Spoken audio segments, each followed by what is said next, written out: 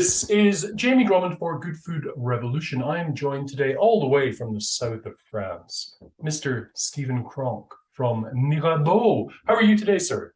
I'm great, thanks, Jamie. How are you doing? Fantastic. Thank you very much. Enjoying this fall, autumnal weather that we have here. Um, Now, my question for you is, how did a genteel Englishman like yourself find himself making wine in the south of France? Now, I know that in your previous life, you did actually have a wine importation business. That's right. Yeah. It was a bit I'll try and make this the short version of the long story, but Sure. basically I fell in love with wine when I was 19 in my gap year in Australia, and just became fixated on joining the wine trade somehow. And from a family of non-wine drinkers, it was a bit of anathema to my family as to why I would do this. But I started driving delivery trucks around London, did my wine exams, set up my own little wine import business, which was mid to low success. Okay. And by the time I was 30, I had to make a different career choice. So I came out of the wine trade and went into telecommunications in the mid 90s because that was really booming in the UK, but really, really missed the wine trade. There's something about being involved in a product that connects people that is really special. And I really missed it. And I had this crazy idea that I could one day pay off my mortgage and buy a vineyard. And so when I met my future wife, now 25 years on wife, I said to her, "Come on, darling, if I pay off the mortgage, can we sell the house, go buy a vineyard?" Okay. She kind of said, "Yeah, yeah, of course, because that'll never happen, will it?" But I basically worked my socks off for the best part of 15 years. Right. We had our children, and yeah, when the eldest was 8, we decided, and we had paid off the mortgage. We decided to sell the house in London and put everything on a truck and drive to the south of France. It was so high risk. I mean, if we hadn't self-financed it, nobody would have backed us Right. Right. because, never made wine. We'd never built a business before, really, so not a successful one. And we didn't speak French even. So I it's like, have I have been in the south of France without speaking French just after university. I know what a challenge that can yeah, be. right. So imagine doing that and trying to persuade a whole lot of French wine producers to work with me and so on, because we knew very early on that we didn't have enough capital to buy a vineyard. And that was my dream, but I also, because I had been in the wine trade, enough people who I'd spoken to about this said, Stephen, don't do it. Buying a vineyard, it's a license to write checks, not print money. One guy actually who's a very very wise winemaker says, Stephen, every time you think about buying a vineyard, go and lie down in a dark room until the thought passes. Very good. Because it's and now we're actually, I mean, so we knew we would have to do the reverse engineering. I wanted to have a vineyard, and here I am sitting in 20 hectares of a nature reserve with 14 hectares of vine. So we finally made it 10 years after we left London.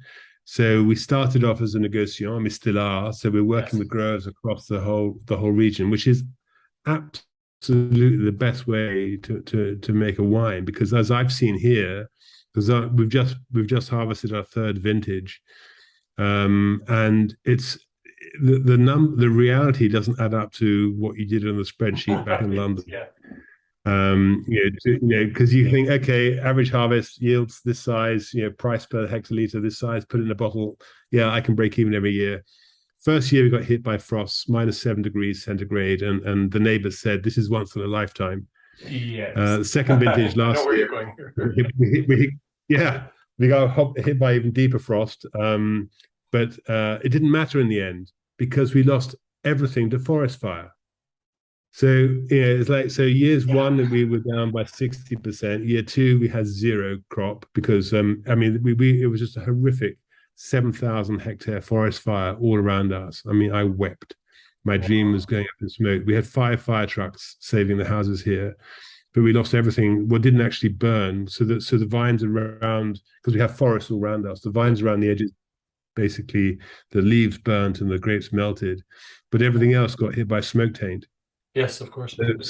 So zero crop last year, and then this year finally we've had a reasonable harvest, so 38 tons of fruit, and we can actually make some wine. So the reason why I say all that is because even though that was the dream, I knew I had to be pragmatic. I didn't have the capital to play at this. I had to get it right first time.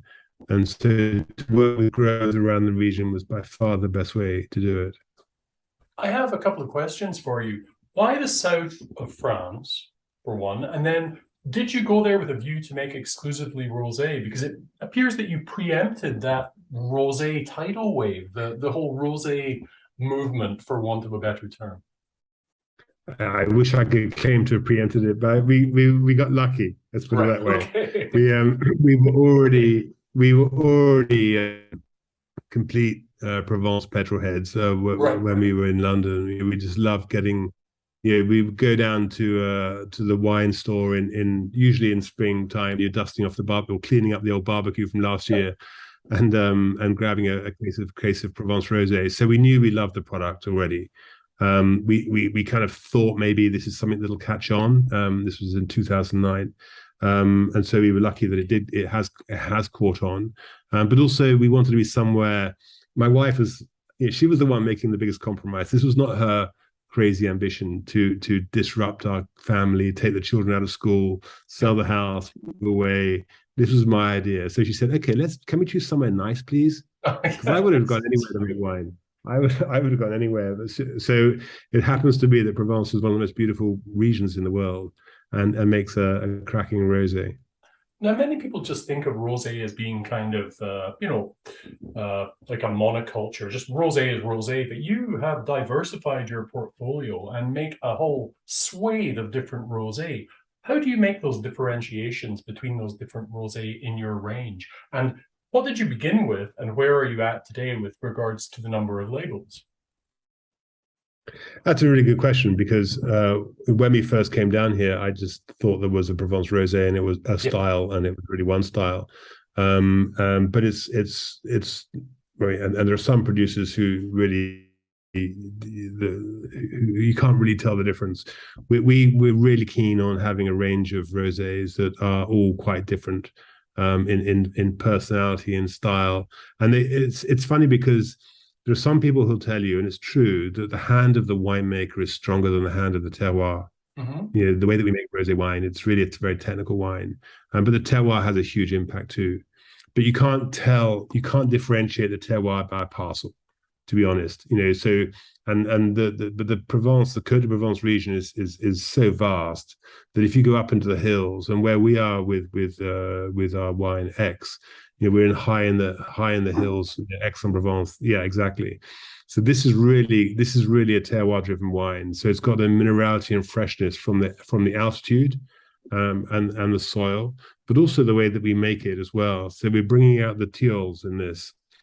So it's a winemaking style that it's a beautiful fresh color as well. It's a winemaking style that they use in Marlborough in New Zealand to bring out citrus elements. Some people call it liquid maceration, and this is again it's quite technical, but it brings out some different elements to the rosé. So we have the combination of that we get more minerality up in that area, just in the mountains near Aix-en-Provence, but we also have that minerality, and we have the thiolic compounds. It's called. Sorry, to answer your question, though, I started with one wine called Classic, which was the first wine we ever made, which was now we're just making our 13th vintage.